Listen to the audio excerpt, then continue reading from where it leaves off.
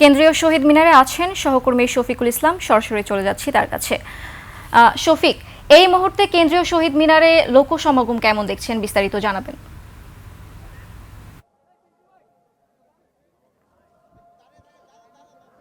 শুক্রবার দিবাগত রাত 12:01 থেকেই এই কেন্দ্রীয় শহীদ মিনারে মহান ভাষা দিবস ও আন্তর্জাতিক মাতৃভাষা দিবস উপলক্ষে শ্রদ্ধা নিবেদন শুরু হয়েছে এবং সেই ধারাবাহিকতায় এখনও কিন্তু সকাল থেকেও কিন্তু এটি চলছে। এবং এই মুহূর্তে আপনারা দেখতে পাচ্ছেন যে বিভিন্ন রাজনৈতিক দলের নেতৃবৃন্দ যারা রয়েছেন তারা এখানে পুষ্পস্তবক অর্পণ করছেন। পাশাপাশি এর আগে আমরা দেখেছি বিভিন্ন রাজনৈতিক দলের নেতৃবৃন্দ সহ সব ধরনের আসলে শ্রেণী পেশার মানুষ সবাই আজকের এইখানে অংশ নিচ্ছেন এবং যারা রাতে শুভেচ্ছা জানিয়েছেন তারপর এখন কিন্তু যারা রাতে শুভেচ্ছা জানাননি তারা এসে এখানে যুক্ত হয়েছেন এবং তারা শুভেচ্ছা জানাচ্ছেন। এবারে কিন্তু এই 2026 সাল অর্থাৎ মাতৃভাষা আন্দোলনের যে ৭৪ বছর সেটি কিন্তু পূর্ণ হলো এবং এই ৭৪ বছর পূর্ণ হয়ে ৭৫ বছরে পা রাখলো। দীর্ঘদিনের যে মানুষের যে আকাঙ্ক্ষা ছিল সেই আকাঙ্ক্ষা প্রত্যাশা কিন্তু এখনও রয়ে গেছে। সকালের দিকেই আমরা যখন এখানে এসেছি তখন আমরা দেখেছি এখানে শ্রদ্ধা নিবেদন করেছেন সড়ক পরিবহন সেতু এবং রেল মন্ত্রণালয়ের প্রতিমন্ত্রী হাবিবুর রশিদ হাবিব।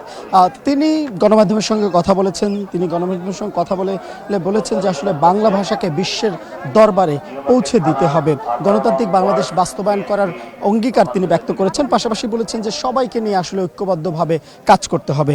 বাংলা ভাষা পুরো বিশ্বের জাতির কাছে পৌঁছে দেওয়ার যে একটা আকাঙ্ক্ষা, সেই আকাঙ্ক্ষা কিন্তু এখনও এই জাতিসত্তার মধ্যে রয়েছে।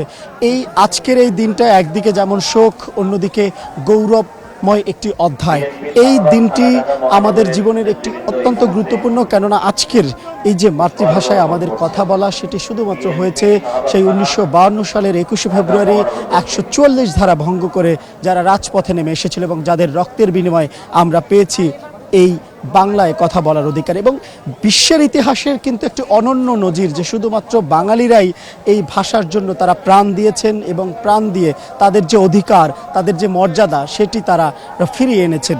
যখন 1948 সালে উর্দুকে রাষ্ট্রীয় ভাষা করার একটা চেষ্টা করা হয়েছিল তখন থেকেই মূলত এই বাংলা ভাষাকে রাষ্ট্রভাষা করার চেষ্টা শুরু হয় এবং সেই আন্দোলন ধীরে ধীরে 1952 সালের 21শে ফেব্রুয়ারি গিয়ে একটি বড় আন্দোলনের রূপ নেয় এবং তারপরই কিন্তু মূলত এই বাংলা ভাষা এই বাংলায় প্রতিষ্ঠিত হয়। এবং এই মহান শহীদ দিবস এবং আন্তর্জাতিক মাতৃভাষা দিবস উপলক্ষে এর আগের যে রেওয়াজ যে সকালবেলা প্রভাত ফেরির মাধ্যমে সবাই আসেন এই শহীদ মিনারে এসে সবাই পুষ্পস্তবক অর্পণ করেন, সেটির কিন্তু আজকে ব্যতিক্রম ঘটছে না। আমরা দেখছি বিভিন্ন রাজনৈতিক দল সহ শ্রেণী পেশার মানুষ, বিভিন্ন শিক্ষা প্রতিষ্ঠানের যারা রয়েছেন সকলেই এখানে প্রভাত ফেরির মাধ্যমে আসছেন এবং এসে এখানে ফুলের শুভেচ্ছা জানাচ্ছেন এবং এটি আসলে আজকের সারা দিন ভরই চলবে।